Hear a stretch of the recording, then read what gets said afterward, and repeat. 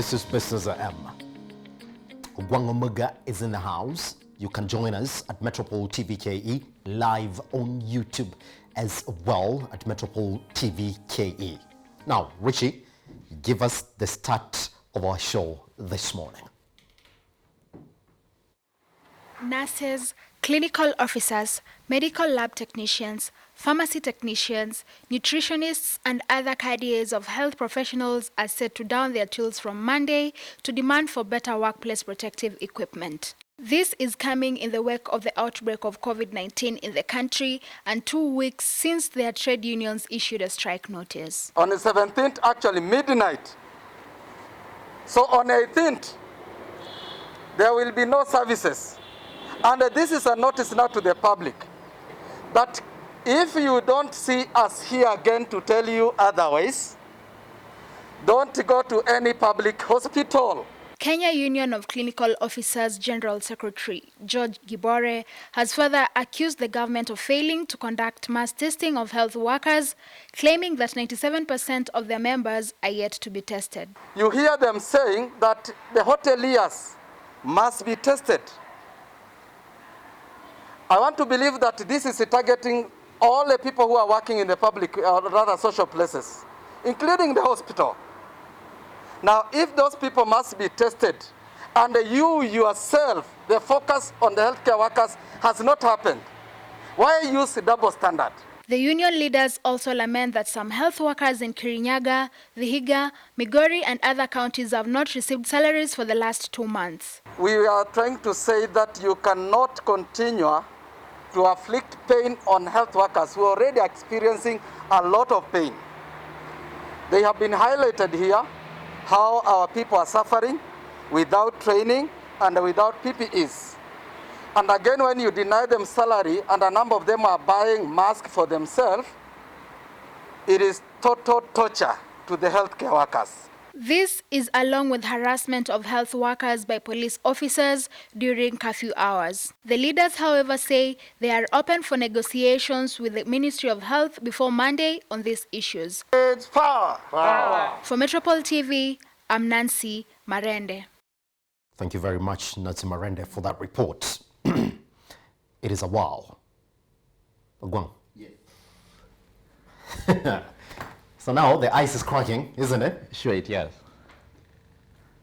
That we're talking about a number that is not reducing anytime soon in the country. Mm-hmm. But then at the back end of that, the health professionals, they're going on strike as from Monday. And we haven't seen any reaction. I mean, they met that threat last week. Nothing has been done in between. This is the second update, and now they're saying, if we don't see them come back, that means you and I should not make a mistake of going to hospital because the nurses won't be there. On a lighter note, yes, that one actually makes traditional medicine people very productive. So after Wednesday, you should see your traditional doctor.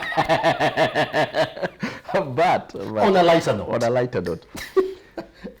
This government is showing time and time again that it's a joke. The government is found wanting in prioritization.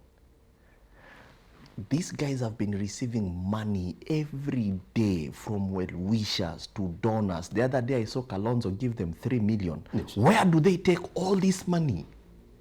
If we cannot actually prioritize with the people who are at the first front, the line at the top, these are the professional healthcare givers, the nurses, the doctors.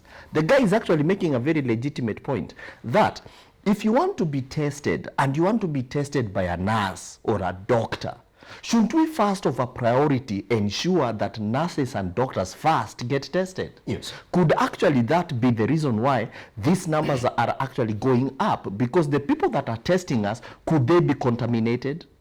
And there was that report, yes, 34 nurses already infected by COVID-19. And I'm telling you, and I don't want to sound bad. I don't want to sound bad. But the challenge is government is a joke. the way the government is going about this entire COVID situation, it's actually a joke. If you want to take care of the right things first, then it's important, first of all, can we get it right with the medical practitioners? Yes. Can we ensure that the medical practitioners get their pay? Yes. The other day, actually it was last week on Friday, when we were having this conversation, and we said that actually World Bank has actually given Kenya 7 billion. For heaven's sake, where do they take all this money? We buy our own masks. We buy, when people go to quarantine, they pay for themselves. Nothing has been done. There's no hospital that they can say, we have put up this hospital in this span of 2 months with this money. Yes. Where are they taking this money? Nurses don't even have salaries. They have not been paid for 2 months now. And I'm trying to imagine this is countrywide. That's a joke. Someone is playing. It's either, like Chief Justice said, the former Chief Justice says, this is an economy of bandits. And every single opportunity we get, we can rob and steal. The challenge here is either we lack priority or this money is ending up in private pockets. And that's the greatest tragedy that we have. In this time, if people had conscience, if you want to steal, hawezi ngoja tuanze kuiba kama tumeshamalizana na COVID. Must you steal even now? We are fighting COVID, we are fighting you. At the end of the day, this is a losing battle. And that's why actually the CS for it's a very negative indictment on his part, on his competence to actually manage the health docket. Yes, Simba. Just want to leave it there, because Monday will come and then we see exactly the way this story has developed. Other than that, let's move on to another issue that we want to look at this morning. Now, Airtel, Kenya's parent company, Airtel Africa, indicated in a briefing Wednesday it would not change its aggressive pricing practices that have seen it charge lower prices on both data and voice compared to its rivals. CA data now shows that the telco's share of Kenya's voice traffic stood at 29.2% in the 3 months to December, compared to Safaricom's 67.1%. Airtel has always factored its growth on a low-cost pricing strategy to grow its voice traffic share from 12.1% in March 2017. Now, this is quote, in Kenya, where we are a smaller player, our prices will continue to be a lot more aggressive than those of the leader. And we will try to keep that difference going forward, said Africa Managing Director, that is Raghunath Mandava, on Wednesday. Now, can this strategy therefore work for Airtel in the long term? How will the merger with Telkom boost its market share, and with the balloon internet deal with Loan LLC, help Airtel bite back Safaricom's dominance in the market? That's the question. Talk to me. Yes, Simba. Airtel has been on a lower pricing model for quite some time now. Okay. But it doesn't look like that is turning around the fortunes of Airtel in the Kenyan space. Now, the director is saying that we are not going to change. That is going to be our long-term strategy. Do you think that at some point, if they stick to it, then people will turn around and say, wow, there is a cheaper option? And this is the problem, especially with the African marketplace. I've tried to really try to understand, why is it that Airtel has never peaked? Yes. The challenge with entrepreneurship, and I'm an entrepreneur myself, yes, the challenge with people who are at the marketplace is how to have real estate in the mind of your consumer.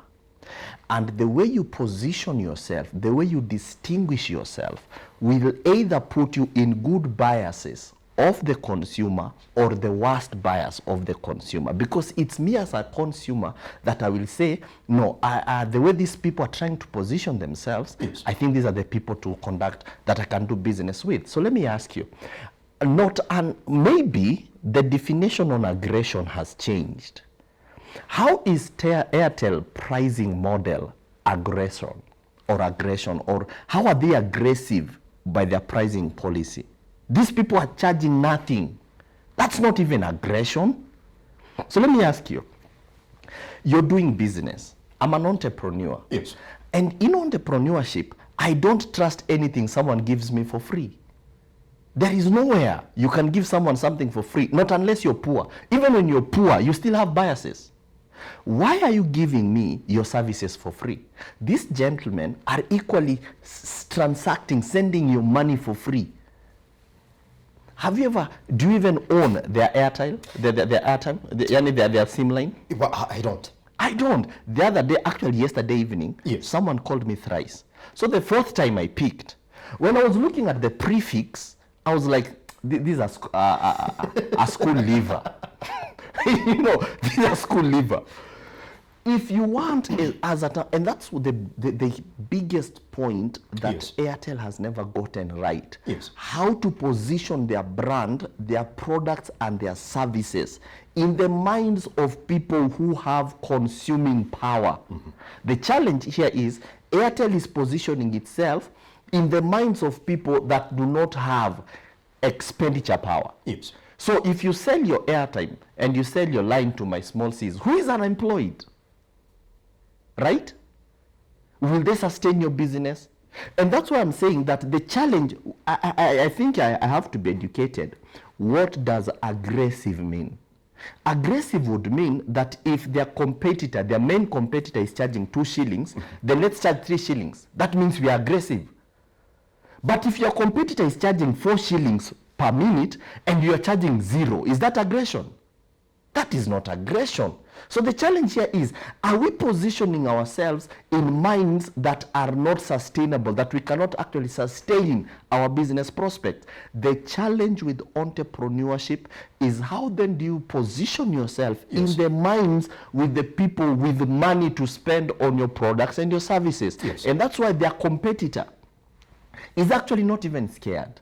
Because the competitor is actually the one who should actually, if the competitor is charging 4 shillings per minute, right? And the person is not even scared that you guys are not even charging anything, shouldn't that worry you? The approach that Airtel is making, and I don't speak for them, Yes. I don't know what informs their business policies, I don't know what informs their pricing policy, but from a person who is actually engaged at the marketplace, the first place that every entrepreneur gets it wrong is with pricing.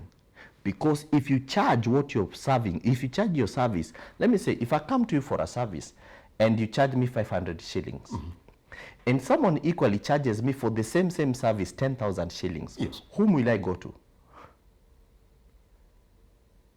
The mindset at the marketplace is the person who charges more because they are competent. The person who charges less because they are incompetent. Yes. And they lack capacity. Yes. All right, just briefly, therefore, before we go on to the next issue this morning, Yes, Emma. Ogwang, now we do know that the next frontier probably in the Kenyan market could be on data services. Yes. Now, we did know there is a merger between Telkom and Airtel. Yes. And Telkom just did score a Yes. deal with Yes. Loan LLC just for Balloon Internet, Okay. expand their 4G network coverage. Yes. Do you think that could be the place where this Telkom and Airtel are pretty much going to bite No. the dominance of Safaricom? No.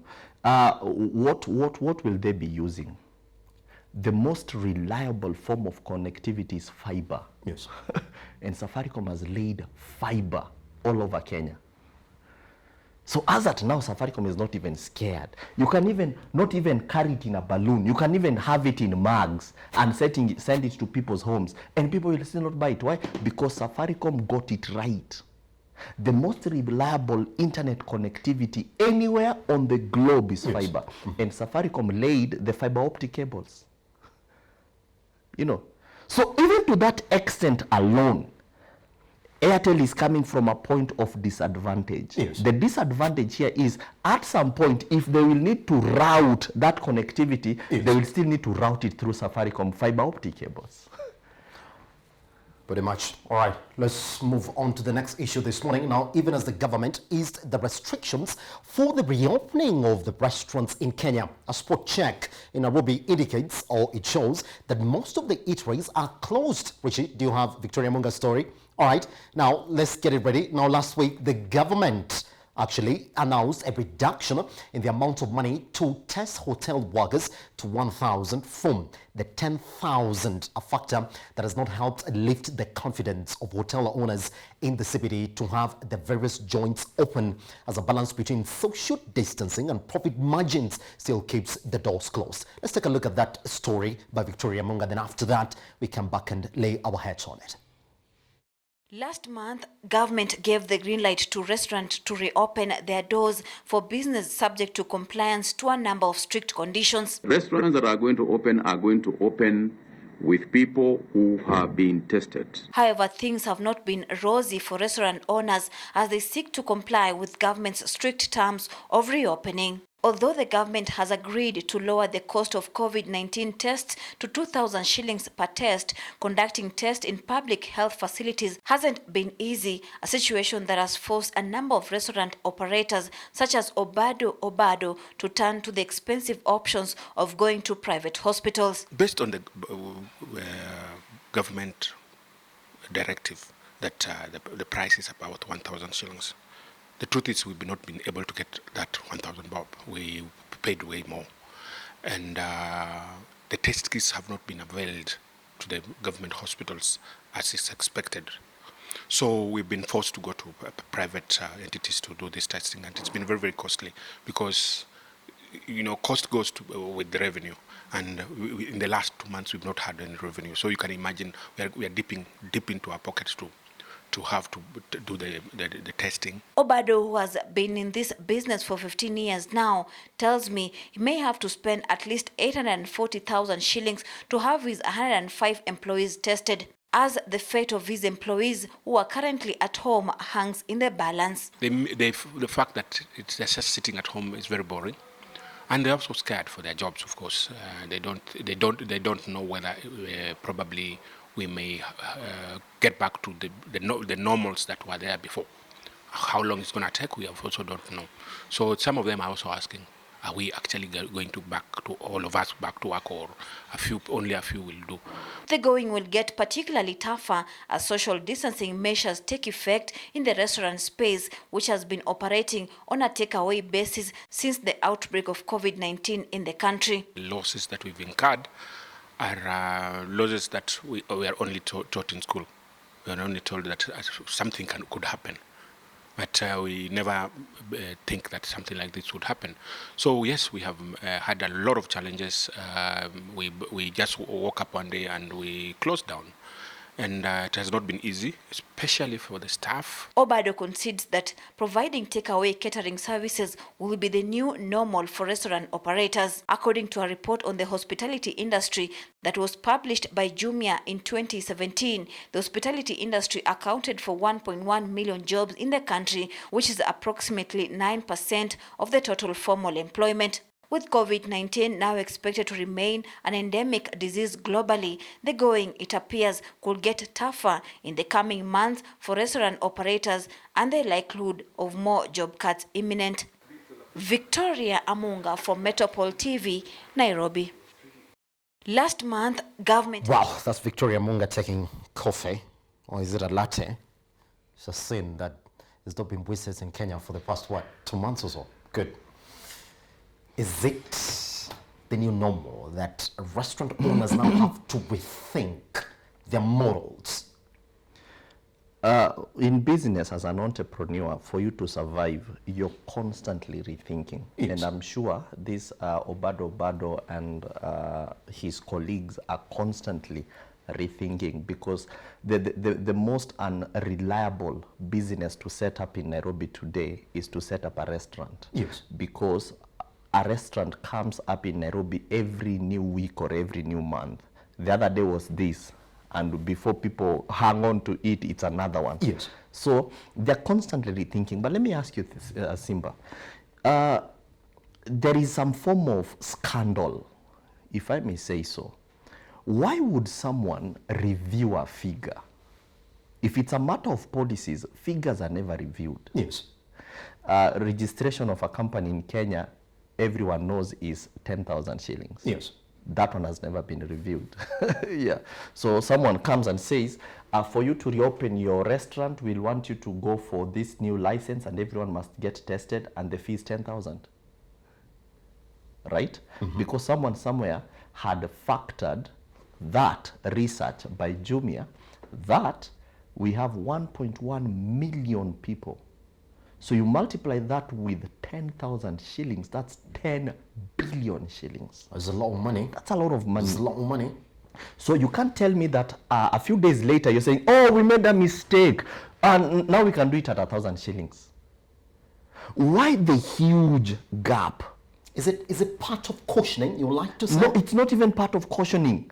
Because if you're someone that you're well-meaning for your people, yes, then you should ask yourself, how then do we meet our people halfway? These people actually, like Obado, he's saying that he has over 100 plus people working for him. It's going to cost Those him are 800,000. Yes, that is Obado. There are like 150 eatery points in Nairobi alone. So that would mean, let us do 150 times, let's put Obado to be as the baseline. So which means in Nairobi alone, we could be having over 100,000 people just within the hotel industry in Nairobi alone. Yes. Nairobi, CBD. I'm not talking about Nairobi Kileleshwa, Nairobi Muthaiga. I'm saying Nairobi alone. So why would someone come up with a very arbitrary figure that we are going to test people at 10,000 shillings, right? I'm telling you, the people that are working for government, some of these people are corrupt to the core. So someone knew that if we people need to move on, right? What happened to supermarkets? Have they ever been tested? You go to a supermarket, someone cooks for you. Do they get testing? So why the double standards, if you ask me? Today, go to Naivas, and I'm sorry for dropping names, yes? Yes. Go to any supermarket, they have like a point whereby someone cooks. That gentleman, that lady who does that, did they get tested? The person who serves you milk, right? Do they get tested? Or we want to hope that the organizations they work for is actually proactive and is testing them. So there are a lot of double standards. There are a lot of inconsistencies when it comes to actually this entire figure, because the challenge with the African governance and African social setup is that we are corrupt people. Someone sat somewhere and thought, if we bring back hotels, we're going to get 10 billion shillings. And this money, let me tell you, you want to test these people. Camry itself tells you that we are not resourced. So what are we testing these people with? JIC? What are we testing them with? Camry itself tells you that you guys, we are lacking capacity. The medical practitioner saying, you want us to test hoteliers. Yes, us ourselves, we are not tested. You know, that's an irony. You know, that's like taking your sheep to the care of a lion. That, oh, lion, I know now it's hard time and everyone is starving. Please don't eat my sheep. It's reversed, and someone needs to, I don't know. It's the entire system that is rot. From the top, all the way, everyone is rotten. I wish we had more time. Guess what? There's a survey that was conducted by